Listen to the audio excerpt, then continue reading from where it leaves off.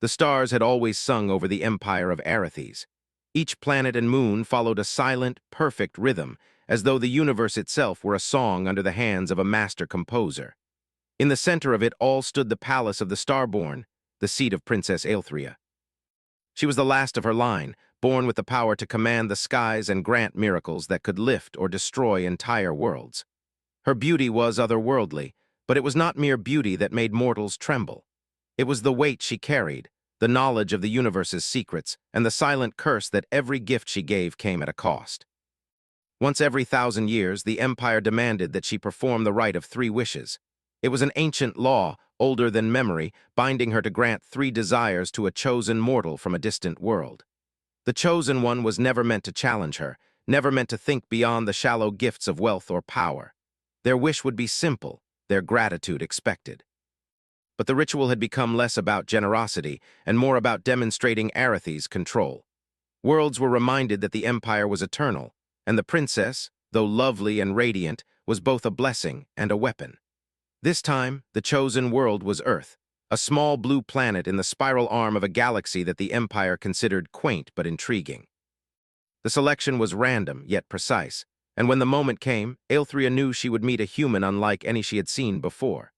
The ceremonial chamber in the palace was vast, more enormous than any cathedral on Earth. Its walls shimmered with shifting constellations that seemed almost alive, moving like water across the sky.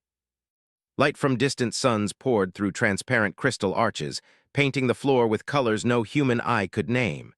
In the center stood a platform of polished stone, floating above the ground by invisible forces. The ritual required that the chosen mortal step onto the platform to meet the princess. Ilias stepped forward, though he did not understand why the stars themselves had chosen him. He was not rich, he was not a warrior, and he certainly was not a man of great ambition. He had lived a quiet life, mostly unnoticed, mostly ordinary. Yet now he stood in the presence of a being who could bend worlds with a single thought. His heart pounded, not from fear alone, but from the strange feeling that the weight of eternity had found him. Aelthrea appeared then, descending from a staircase carved of light. Her hair flowed like a river of silver, and her eyes glimmered with the colors of supernovas. She moved with the grace of someone who had never known hesitation, and yet her gaze lingered on the human before her. Most of those who had been chosen to make a wish had begged, groveled, or tried to charm her. Ilias stood silently, and that silence itself was like a mirror reflecting her own hidden burdens. "You are the chosen," she said, her voice deep, smooth, like the sound of planets spinning in harmony. "You have 3 wishes. Speak them carefully, for each comes at a cost, whether you understand it or not." He saw the weight she carried, the loneliness behind her beauty, the endless duty that even immortality could not erase. And suddenly he realized that no wish for wealth, no wish for fame, no wish for power could satisfy the question forming in his mind. The princess waited, patient, as though time itself had slowed to match the rhythm of their meeting. In all her existence, she had never seen a mortal hesitate. Hesitation was weakness, rebellion, or foolishness. Yet here, in the quiet that stretched between them, she sensed something else, intention. "Before I speak my first wish," Ilias said finally, his voice soft but clear, "I must ask something of you first. I need to understand what it costs you. What does it mean to grant a wish?" "You dare to question me?" she asked, though the words were more curiosity than anger. "I do not wish to question," Ilias said. "I wish to understand how many worlds have been changed by your gift, how many have suffered, how many lives have been broken so that others might rise." Aelthrea felt a stirring she had not felt in centuries, vulnerability. To reveal the truth was dangerous, and yet bound by the ritual she could not refuse. So she told him. She spoke of the worlds that had been saved and then abandoned, species uplifted only to be bound in new forms of servitude, cultures changed so profoundly that they no longer resembled themselves. She spoke of her own existence, one of beauty and reverence, but also of endless isolation and duty. She told him that every miracle she performed carried a shadow, that every gift had a price even if the price was not paid by those who received it. Ilias listened in silence. There was no shock in his expression, only understanding. When she finished, the princess expected anger or fear or even disbelief. Instead, he nodded slowly, as if he had been waiting for her to speak for a long time. "You carry it well," he said finally. "Yet I think you long for something you cannot name. You are beautiful, yes, but the cost you bear has aged you more than time ever could." You may speak your wish now, she said, her voice quieter than before, almost fragile. Elias hesitated. The first wish would set everything into motion.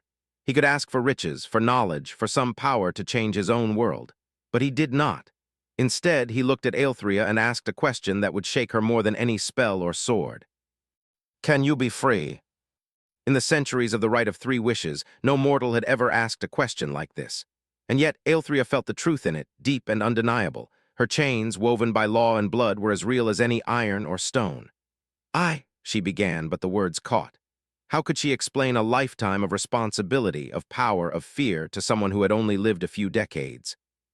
How could she tell him that freedom, once tasted, could never be fully claimed? Elias waited patiently, not with the impatience of a mortal who wanted something, but with the quiet resolve of someone who had already decided to face the consequences of truth. Finally, she spoke. No mortal has ever asked this. The laws of the Empire, the rights of my family, they bind me. To grant a wish for freedom is not only forbidden, it may unravel everything. Entire worlds could fall if the chains are broken too soon. And she realized that this human might be the only being in the universe who could change not only the Empire, but herself. The stars above pulsed as though acknowledging a new rhythm. Somewhere in the vastness of the galaxy, unseen eyes watched this unprecedented choice. And in the silent chamber where light and shadow danced across crystal walls, Aelthrea felt the first tremor of doubt and the first spark of hope. She could not yet grant his wish. To do so would be to risk everything she had ever known, yet she could not ignore it, nor could she punish him for speaking it. And so the ritual, as it had always been performed for countless millennia, had changed. The first wish had not been spoken. The first question had been asked, and that question, fragile and impossible, hung between them like a promise of storms yet to come. Cliffhanger. And she wondered, with a mixture of fear and fascination, what his second wish might be, and whether she would survive it. The chamber remained still long after Elias had spoken. The stars above shimmered with quiet intensity, as though the universe itself waited for what would come next. Aelthrea stood at the center of the platform, her eyes locked on the human before her. The words he had spoken were not a wish in the ordinary sense.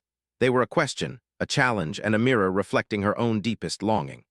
She had spent centuries granting desires, wealth for kings, knowledge for scholars, dominion for generals, and each time she had felt the shadow behind the gift, the weight of the cost that no mortal could ever fully comprehend. Yet this human he did not beg, nor did he demand. He sought to understand her, to see the world as she had seen it, and that more than anything unsettled her. You ask what it would take to be free, Aelthrea said finally, her voice softer than before, almost hesitant. Do you understand the meaning of your own question? Freedom is not a simple thing. It is not a gift that can be granted lightly, nor a wish that can be made without consequence. To be free is to carry both choice and burden. It is to know all the doors you could open and all the worlds that could fall through them. I have lived long enough to know that fear often rules more than hope. I do not wish to control you. I wish only to understand and, perhaps, to help you see a life beyond the chains you bear. No one had ever looked her in the eyes and dared to see her as a being, not a goddess. The silence stretched, and for the first time she felt the heavy weight of her own immortality pressing against her. The centuries of solitude, the endless ceremonies, the burden of granting wishes with hidden costs, all of it pressed down on her like a star collapsing in on itself.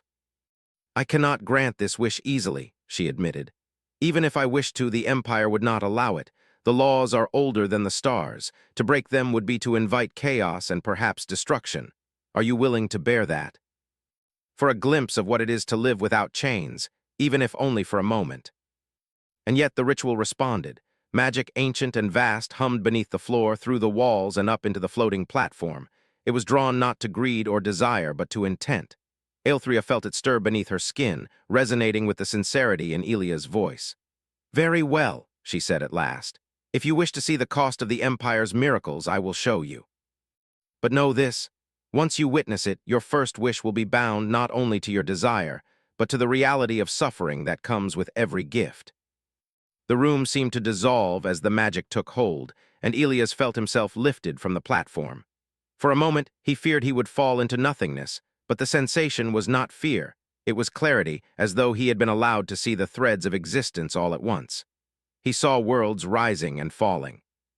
Civilizations that had been saved from natural disasters but had crumbled under the weight of new responsibilities.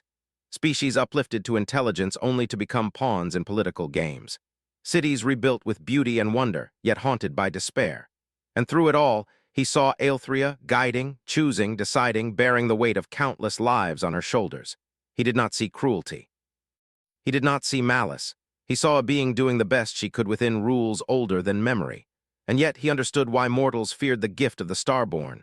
Each miracle carried a shadow, and the shadow was heavier than any joy it brought. When the vision faded, Elias found himself back on the platform, gasping. His mind felt stretched, as if he had lived 1,000 lifetimes in mere moments. Aelthrea watched him carefully, the light of the chamber softening around her, revealing a rare vulnerability. "You see now," she said, "why the Empire fears questions like yours. Freedom is not simple, power is not simple. And yet you still wish to speak a wish, knowing the truth you now carry. My wish, my first wish, is that you understand that you are not alone, even in your burden. That someone sees you, truly sees you, and does not fear the cost." Aelthrea felt a warmth she had not known since her first century of life. A faint but steady pulse of connection, of recognition, of shared understanding. For a moment she allowed herself to breathe, to feel. The attendants stared, uncertain whether to intervene, and the stars above seemed to shimmer with a new light, one that spoke of quiet rebellion and ancient possibility. You honor me more than any mortal ever has," Aelthrea whispered. "Yet this wish, it does not change the world, nor does it alter the Empire. It is a gift to me, not to you." In his eyes she saw patience, courage, and quiet defiance, the qualities she had almost forgotten existed among mortals. He had asked nothing for himself, yet his wish had given her something she could not name: hope. The chamber seemed to respond. Light pulsed gently, almost like a heartbeat, around them. Aelthrea felt a stirring within her, a sense of possibility that had been buried beneath centuries of duty and ritual. For the first time, she wondered if there might be another way to exist, another way to wield her power without the endless solitude and expectation that had defined her life. "You are strange, human," she said, though the words carried more amusement than scorn. "No one has ever asked for such a thing. Most seek to shape the world to their own desire. You seek to shape it with truth." The centuries of isolation had not prepared her for this, a mortal who could look upon her not with fear or awe, but with recognition and quiet courage. The attendants whispered among themselves, but the princess paid them no mind. In this moment, nothing else mattered. Not the Empire, not the laws, not the thousands of worlds watching from afar. Only the human before her and the strange, fragile possibility that had begun to grow between them. Elias stepped closer, his eyes never leaving hers. "I know this is not the usual wish," he said softly, "and I know the next will be harder, but I will speak it honestly when the time comes." She felt a mixture of fear and fascination, knowing that his next wish could change everything. She did not know whether it would lift her from her burdens or shatter the fragile thread of hope he had begun to weave. The stars above pulsed once more, and the chamber seemed to breathe with anticipation. Something had shifted in the ritual, in the universe, and in the princess herself. The first wish had not been for wealth, power, or conquest. It had been for recognition, understanding, and connection. And that, more than any material desire, carried the weight to alter everything. The attendants whispered warnings and prayers, but Aelthrea ignored them. She only watched the human before her, feeling the stirrings of a choice she had never before dared to imagine. For the first time, she realized that the power of the Starborn was not only in granting wishes, it was in choosing who could bear the truth of them. Cliffhanger. The stars themselves seemed to lean closer, and she realized, with a mixture of fear and wonder, that the human's next wish would not be ordinary, and the Empire's foundations might tremble before it was even spoken. The stars outside the chamber shifted slowly, as though aware that the course of history had already begun to bend. The air shimmered with ancient magic, quiet but insistent, wrapping around the crystal arches and the floating platform where Aelthrea and Elias faced each other. In that vast space of light and shadow, the Empire's centuries-old certainty seemed almost fragile, like ice over deep water. Aelthrea's eyes were fixed on the human before her. His first wish had already broken the invisible chains of the ritual, not with force, but with understanding. Now, the weight of his second wish pressed upon her like the pull of distant suns. She could sense it in the rhythm of his breath, in the quiet strength of his posture, and even in the calm patience that humans of her empire rarely possessed. "You have asked for something impossible already," she said, her voice softer than the crystal wind whispering through the chamber. Yet the first wish has passed, and you have seen the truth of the Empire. Are you certain about the next? I only wish that you, Aelthrea, might know what it is to choose for yourself without the chains of law or duty pressing on you. That you might feel freedom, even if it is only for a moment. They had always assumed mortals desired power, wealth, or fame. Few even asked questions of the princess herself, and never with such clarity or courage. Aelthrea felt her heart tighten. The centuries of obedience, the endless weight of her duty, pressed down upon her like a crushing tide. The laws of her people were absolute. To grant freedom was to defy the empire, to risk everything, including herself. Yet, staring into the calm determination of the human before her, she felt a strange stirring, a flicker of hope that perhaps choice could exist outside the rigid boundaries of the world she had always known. "Do you understand the consequences?" she asked, though she already knew the answer. "To grant you freedom, even temporarily, would place worlds at risk. My people would see it as rebellion. They might come for you, they might come for me, and yet you ask this. I ask only that you experience choice as I do, in the small moments that are yours alone. Let me bear what I can bear for that freedom, and let you see what it feels like to decide, not because law commands it, but because your heart wills it." Never by the quiet courage of a mortal who did not fear the unknown. And yet, as she studied Elias, she realized something startling. She trusted him. Not blindly, not without fear, but enough to consider what no one else had ever asked her to consider. The chamber shifted again, responding to the intensity of the moment. Crystals along the arches glowed faintly, illuminating patterns that resembled constellations unknown to human astronomy. Magic hummed under the floor, responding not to commands but to intent. Aelthrea felt it swirl around her, not as control, but as possibility. She reached out, her hands trembling slightly, and the energy responded, forming a sphere of light between them. "Then speak it," she said, "your second wish. Let me give you that freedom, if you will accept it." The magic of the Empire, designed to bind her, trembled under the quiet intent of a mortal's wish. She felt it immediately. The chains woven into her very being began to loosen, though not entirely. The centuries of law, ritual, and obligation had left marks deeper than magic could erase. Yet for the first time she felt possibility, a taste of autonomy she had never known. Her heartbeat, ancient and steady, raced with the novelty of choice. You have done what no one else ever dared," she whispered, her voice trembling. "You have given me something more valuable than life or power. You have given me possibility. I only helped you see that it exists." The stars above pulsed as though recognizing a shift in the universe. The Empire, vast and eternal, trembled in ways Aelthrea had never anticipated. She could feel the threads of loyalty and obedience stretching thin, the laws that had bound her shaking under the quiet insistence of a mortal's wish. "This is dangerous," she said finally, her voice steadying. "Even for a moment, this freedom risks the Empire noticing. They will not understand that it comes from choice, not rebellion. Sometimes, the smallest act of courage can change everything." "Then I will walk this path with you," she said softly. "But know this, freedom is not without cost. Every choice echoes across worlds, across lives. Are you prepared to face what may come? This is only another path to walk." Aelthrea took a deep breath, feeling the ancient chains loosening further. She felt a warmth she had not known in centuries, the faint, fragile heat of choice. For the first time, she understood what it meant to be seen not as a goddess, not as a weapon, not as a ruler, but as a being capable of decision, capable of life beyond duty. And in that moment, she realized the depth of the bond forming between them. It was not romance, not yet. It was recognition, trust, and quiet defiance. He had not begged for power. He had not demanded a miracle. He had only asked her to see herself, and in doing so, he had begun to change her and the Empire forever. The attendants whispered urgently in the shadows, some stepping back, fearing what they did not understand. The stars above pulsed brighter, and Aelthrea felt a shiver of both fear and exhilaration. The Empire's laws were absolute. The balance of power had never been challenged by a mortal. Yet here, in the quiet chamber of light and crystal, it was happening. "You are strange human," she said finally, a faint smile touching her lips. "No one has ever dared to wish such a thing. Most ask for wealth, power, or knowledge. You ask for freedom. For me. For something that cannot be bought, commanded, or stolen. Some things are worth understanding and choosing for themselves." Cliffhanger. The human before her had already changed her life, and she knew the next choice could either save them both or shatter the fragile hope they had begun to build. The chamber was silent, yet alive.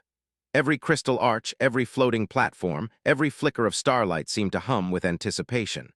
The first two wishes had already shifted the rhythm of the universe in subtle but undeniable ways. The Empire, vast and eternal, had begun to sense that something unprecedented was unfolding. Aelthrea could feel it in the air, a tension that vibrated under her skin, across the chamber, through the very magic that had once bound her. Elias stood on the platform, calm and resolute, as though he had known from the moment he had been chosen that this was where he was meant to be. The first wish had been simple in words but profound in effect: recognition. The second wish had been impossible to grant, yet somehow it had passed, allowing Aelthrea a taste of freedom she had never known. And now, the third wish, the one that could determine the fates of both mortal and immortal, loomed before them like a star about to collapse. "You understand," Aelthrea said softly, her voice carrying both awe and caution, "that the next wish, it may alter everything. Not only for me, but for the Empire, for worlds beyond your imagining. It may bring hope, or it may bring ruin. Are you ready to bear such weight?" "I do not seek glory or power. I seek only balance. If my wish can bring fairness, compassion, and understanding to those who have been denied it, then I am prepared for what may come." Magic responded not to command, but to the intent behind it, and the intent of this mortal was extraordinary. He did not seek dominion. He did not seek wealth. He did not even seek safety. He sought transformation, a shift not only in the present but across the strands of history itself. The attendants watched in fear and awe, whispering prayers to gods they barely remembered. None had ever seen a mortal so unafraid of power, so certain of purpose. None had ever witnessed a princess so willing to risk herself for the sake of understanding. And yet here they were, standing on the precipice of change that could ripple across the galaxy. "Then speak it," Aelthrea said, her voice barely more than a whisper. "Your third wish." The stars outside the chamber seemed to respond, shimmering brighter as if acknowledging the moment. "I wish for balance," he said finally, his voice steady. "Not for myself, not for one species, not for the Empire. I wish that power answer to compassion, that authority answer to justice, and that immortality answer to consequence. Let the strong learn responsibility. Let the weak learn hope. Let all be judged not by birthright or strength, but by the choices they make and the hearts they carry." For centuries, she had carried the power of the Empire as both a gift and a curse, and now that same power was bending under the quiet insistence of a mortal's intent. The stars outside seemed to align, forming patterns that no one had seen in millennia. Each pulse of light carried the resonance of possibility and change. The Empire itself, vast and eternal, seemed to shudder at the edges of awareness. For the first time, there was uncertainty. For the first time, the balance that had governed the cosmos for countless ages wavered. Aelthrea looked at Elias, and for a moment, words failed her. No mortal had ever dared to shape such forces, and yet here he was, calm and resolute, asking for a shift in the very fabric of existence. She could feel the implications echoing across worlds, across centuries. Entire systems of law and power could bend, falter, or crumble under the weight of this wish. Yet at the center of it all, she felt hope, a fragile, brilliant hope that something better could come from the courage of one human. "You," she whispered, her voice trembling slightly, "you ask for what no one has ever asked. You risk everything, and yet I see no fear in your eyes, only purpose. Because some things are worth changing, even if it is difficult, even if it is dangerous. I do not seek to destroy. I seek to build, to correct, to balance what has been broken by time, by law, and by pride." For centuries, she had felt the weight of duty and expectation pressing down upon her. Now she felt a release, a liberation, fragile and fleeting but real. And yet she knew the cost. Power is never without consequence. The Empire would notice. Observers, distant and hidden, would detect the shift and respond. Choices once made could not be undone. Worlds could rise or fall. "I can feel it," she whispered, "spreading through the threads of the galaxy. Your wish, it touches everything. Even the laws I thought eternal bend at it, and yet it is beautiful. But the first step always matters." For the first time, she wondered if she had ever truly known what it meant to trust another being, not with obedience, not with loyalty, but with choice. The magic of the Empire pulsed around them, responding to the intent of the wish, and Aelthrea felt herself lifted, not by force but by resonance. She could see the world through new eyes, possibilities unfolding like constellations, threads of consequence stretching across time and space. Some worlds would rise, some would falter, and some would change in ways no one could predict. And yet through it all, there was a current of hope, fragile but insistent, that whispered of balance and understanding. "You have done what no one else could," she said, her voice trembling with awe. "And yet, what will you ask next? If there is more, if there is still desire in your heart, be certain, the cost may be greater than you imagine. This wish is a gift to the universe, not to myself." It was about understanding. It was about the courage to ask for something better, even when the universe itself seemed unyielding. The attendants whispered urgently, some retreating to the shadows, unsure whether to intervene or flee. The stars above pulsed, brighter now, as if acknowledging the audacity of the wish. And in the chamber between Aelthria and Elias there was a quiet, unspoken bond, a mixture of trust, admiration, and the fragile beginnings of something neither had yet named. This changes everything," she whispered. "The Empire, the worlds, even myself. Your wish is not merely spoken. It is alive, moving through the threads of existence, reshaping what was thought eternal. Do you realize what you have done?" She imagined a universe where compassion mattered as much as power, where choices shaped destiny instead of fear or obedience. And then she realized the truth. The wish had not only changed the Empire, it had changed her. She was no longer merely a princess bound by law. She was a being who had glimpsed freedom, who had felt the weight of choice, and who had been touched by a mortal's courage. The stars above pulsed once more, and the chamber seemed to breathe with the rhythm of a new possibility. The Empire would notice, the observers would react, and worlds would shift. But in that instant, none of it mattered. What mattered was the quiet certainty that a mortal had dared to wish not for himself, but for a better universe, and that the starborn princess had begun to understand what it meant to be truly free. Cliffhanger. The wish had set something in motion that could not be undone. She looked at Elias, a mixture of awe and worry in her eyes, and whispered, "The universe will not forgive this easily. Are we ready for what comes next? We will face it together." Across distant galaxies, the effects of Elias' third wish began to ripple, touching systems, civilizations, and lives that had once seemed untouchable. A balance, fragile yet steady, started to take root. Aelthria stood on the platform in the chamber, her gaze resting on Elias. The ritual was complete. The three wishes had been spoken. The Empire's ancient laws, the endless chains that had bound her existence for centuries, now felt different, looser, lighter, infused with the possibility of choice. Yet she knew that the consequences of such power were far from over. Every ripple created by a wish would continue to move, sometimes in ways neither mortal nor immortal could foresee. "You did what no one else ever dared," she said softly, her voice carrying a mixture of awe and wonder. "You have changed not only me but everything I thought unchangeable, and yet I am still here, still me. Not because of me, but because of what you allowed to happen." He was mortal, and yet he carried the weight of eternity in his heart. The chamber felt alive around them, crystals shimmering with a light that seemed softer now, warmer, infused with the possibility of change. The floating platform beneath their feet vibrated gently, resonating with the new balance that had begun to spread across the galaxy. "The Empire, it will not forgive this easily," she said, her voice almost a whisper. "They will sense the shift. They will seek to restore what they believe to be order. Even if worlds are safer, even if balance begins to emerge, there will be those who resist. And what we have begun, it is true. We cannot undo it, nor would I want to. It is only the beginning."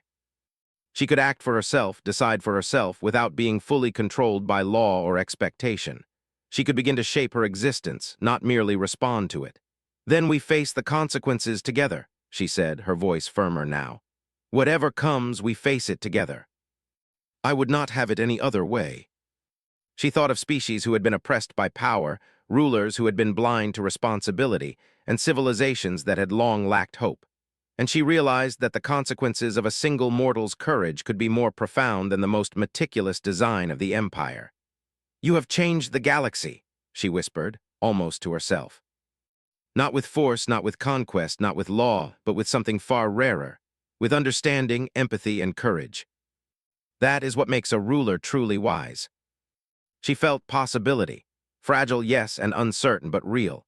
And in that possibility, she saw a future where she could make choices, right wrongs, and perhaps even allow herself moments of joy she had long believed forbidden. The attendants, previously tense and fearful, began to step forward cautiously, sensing the shift in the ritual's energy. Some whispered prayers while others simply stared, awed by the quiet transformation they were witnessing. The chamber itself seemed to breathe, alive with the resonance of change. "You have made a difference," one attendant whispered to another, voice trembling. "Not only to the princess, but to the empire, to everything." "I owe you more than I can say," she whispered. "Not only for the wishes, but for the courage to see me as I truly am. I had forgotten what it meant to be seen and to be understood, and you reminded me. That is all I have ever wanted." Now she felt something that had been missing for millennia, a bond not of duty or law, but of trust, respect, and quiet companionship. "You have changed me, Elias," she admitted softly. "And not only me. The Empire, the worlds, they will feel it too, whether they understand it or not. Your wish is alive, moving through everything. Not because law demands it, but because you choose it." The universe was shifting, subtly but irrevocably, and she was part of it, not as a passive participant, but as a conscious, choosing force. "You have given me the greatest gift," she said, voice steady now. "Not merely freedom, but clarity. I know now what it means to act, to choose, and to carry responsibility without being crushed by it. That is priceless. And you have shown me something too, that even the most powerful can be gentle, that even immortality can be tempered with understanding, and that even the smallest actions can echo across the cosmos. That is the lesson I will carry with me." Outside the chamber, the stars continued to shimmer, galaxies slowly realigning, civilizations subtly shifting. The universe had been altered, and yet it felt right. And then Aelthria spoke the words she had not thought to say for centuries. "Elias, thank you. For reminding me that even a starborn princess can still learn, can still grow, and can still hope." Worlds would continue to shift and adjust, but for this moment the weight had lifted. Aelthria was no longer simply a starborn princess bound by duty. She was a being capable of choice, capable of understanding, and capable of shaping her own destiny. The bond between her and Elias remained unspoken, delicate, and profound. It was not defined by possession, or by the rules of the empire, or even by mortality. It was defined by understanding, courage, and the shared experience of facing consequences with hearts aligned in quiet purpose. "You have changed everything," Aelthria said finally, softly, almost a whisper carried on the light. "And yet, I feel it is only the beginning." And in that smile, in that moment, the universe seemed to agree. A mortal and a starborn princess had dared to wish not for themselves, but for a better cosmos. And the galaxy, subtle yet profound, had begun to follow their lead. Somewhere beyond the chamber, unseen forces began to stir. The Empire's centuries-old certainty wavered.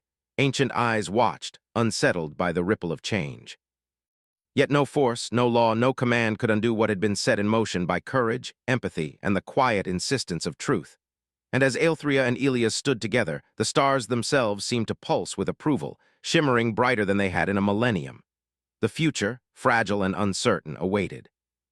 But for the first time, it felt alive, with possibility, with hope, and with the quiet certainty that even the smallest, bravest hearts could shape the destiny of worlds.